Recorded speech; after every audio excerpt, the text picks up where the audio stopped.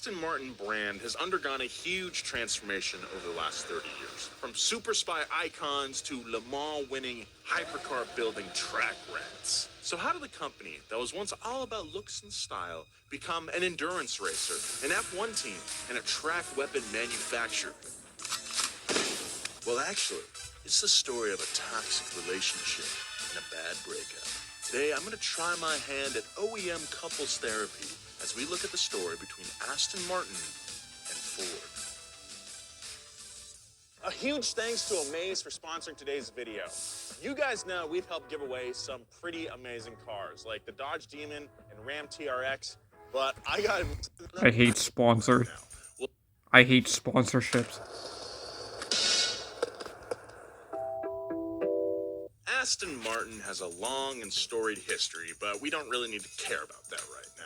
We'll start with the moment that really put Aston Martin on the map for the general public, and that was 1964's Goldfinger. James Bond and the Aston Martin DB5 machine-gunned their way onto the silver screen with a silver paint job in style for days. And since then, Bond has driven Alfa Romeos, Lotuses, BMWs, and more Fords than anything else. In spite of all that, when you think of James Bond's car, you think of a burnt silver Aston Martin. You picture a grand touring coupe with that single thin fender vent and that Tom Selleck mustache of a grille. Even though some of Bond's cars have become more gadgety, more featured, and even downright better cars, you can't separate Bond from Aston Martin. Remember when Bond drove a Buick Century in Tomorrow Never Dies? That was kind of weird, huh?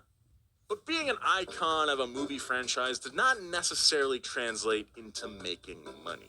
In the 60s, Aston Martins were hand-built using archaic coach-building methods that may be unique and artisan, but they were very slow. The DB5 was produced for 3 years, and Aston Martin was barely able to make 1,000 of them. The demand was there, but they couldn't make enough to meet it. This made it hard to be a profitable business, and Aston Martin was sold to Investment Bank Consortium in 1972, then again to an American businessman in 1975, and again to an oil tycoon in 1981, and finally, it was bought by Ford in 1987. Now, this is when Aston Martin's fortune started to change for the better in the short term, but less so in the long term. Ford placed Aston Martin in their new premier automotive group, which includes Jaguar, Lincoln, Land Rover, and Volvo. Think of it as their business class lineup. Ford invested into new manufacturing for Aston Martin and built a new factory in Bloxham, England, for the DB7.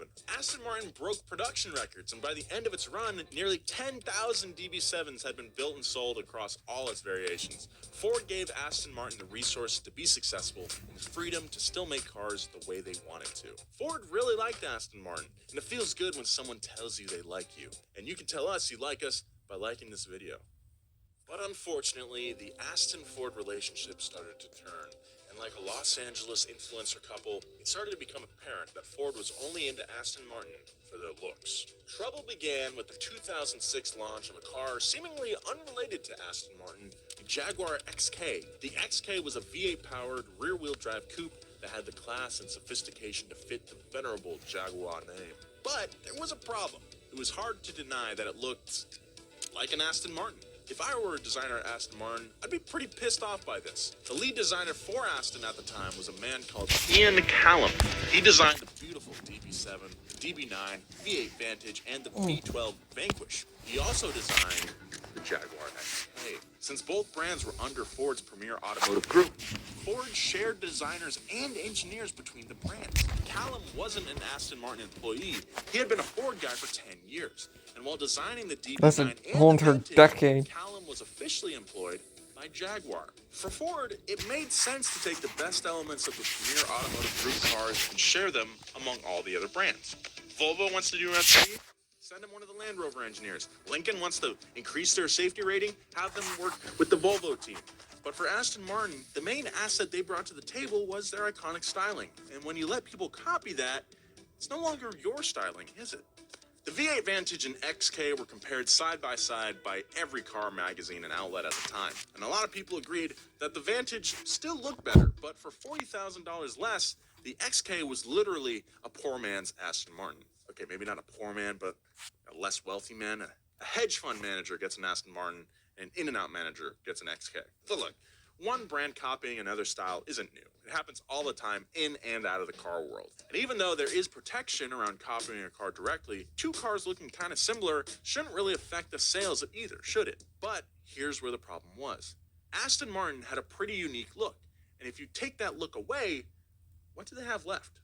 Aston Martins of the 2000s were not known for their reliability. Jeremy Clarkson would often say that an Aston Martin's natural habitat was in a cloud of smoke at the side of the road. Also, they weren't necessarily fast for the price either. If you were in the market for a V12 powered supercar in 2005, you could get a V12 Vanquish S, or you could get a Lamborghini Murcielago, which had a lot more power, more torque, higher top speed, faster 0 to 60, a gated manual gearbox, it was mid-engine, and it was cheaper.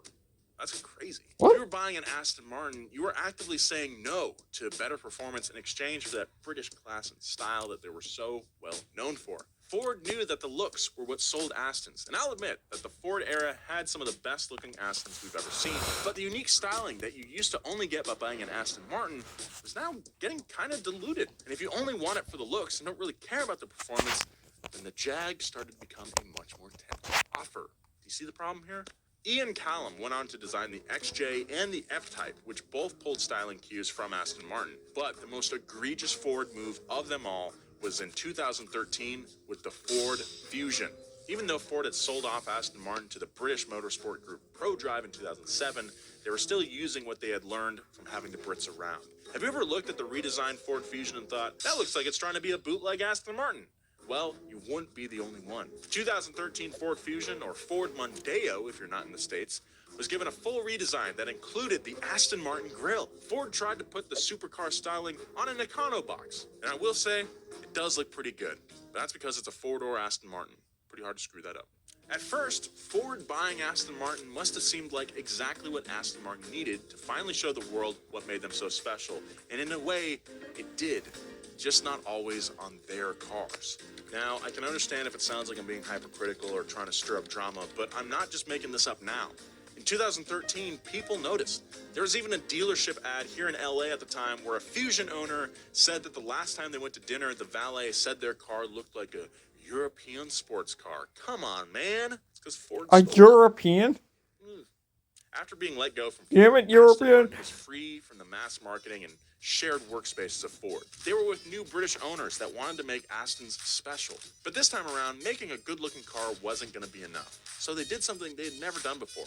They started making their cars really good. It started with the 2013 partnership with Daimler AG, otherwise known as Mercedes-Benz. The Germans would supply their engines to Aston Martin, and the first car to run a Benz power plant was the Aston Martin DB11. Aston Martin's lineup now had the power to back up the looks, but their drive to better themselves didn't stop there.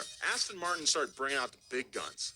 After their split with Ford in 2007, Aston Martin stepped beyond being a grand touring brand and started going after the track car and hypercar world. The 177 was their first car with a sticker price over $1 million, and it was powered by a Cosworth V12 and was limited to 77 units. In 2015, they released the track-only Aston Martin Vulcan, a $2.3 million limited run coupe with a 7-liter V12 and the coolest taillights ever fitted to a car. Since then, they've announced another Halo car, the Aston Martin Valkyrie. The Valkyrie is being made in partnership with F1 team Red Bull Racing and is being designed by the legendary aerodynamicist Adrian Newey. Newey not only designed the cars that won Red Bull the F1 championship 4 years in a row, but he also designed 6 other championship-winning F1 cars for McLaren and Williams, so I think the guy knows what he's doing. And Aston Martin's track dedication is paying off. Since the breakup with Ford, they've been on the podium 8 times at the 24 Hours of Le Mans, and they've become a title team in F1, where they've already managed to score a second-place finish in their first year. One of the major stockholders in this new version of Aston Martin is Canadian billionaire Lawrence Stroll. Stroll spent nearly $200 million to outbid Geely, Lotus, and Volvo for his new spot as Aston Martin chairman in 2020. Stroll also owned a controlling stake in Racing Point F1, which this year is called Aston Martin Cognizant Formula One team. The new owners like racing, so Aston is going to go racing. Stroll's involvement in the company is one of the biggest ties to motorsport for Aston Martin, and sounds like it's going to be dictating a lot of their future. The Valkyrie project that was being worked on in conjunction with rival F1 team Red Bull will continue. A relatively more affordable mid-engine car is also coming. It's called the Valhalla, and it looks like mid-engine cars are going to be a big part of Aston Martin's game plan from now on. Back in the 90s, Aston Martin was literally getting by on their good looks. But now they're having to put in the work, and I think they're better for it. These things look awesome. Look, I love my Fords. I really do. Love my Mustang. But looking back at the ups and downs of Aston Martin's time with Ford, I think it's for the better that they broke up. Thank you very much for watching Real Houses.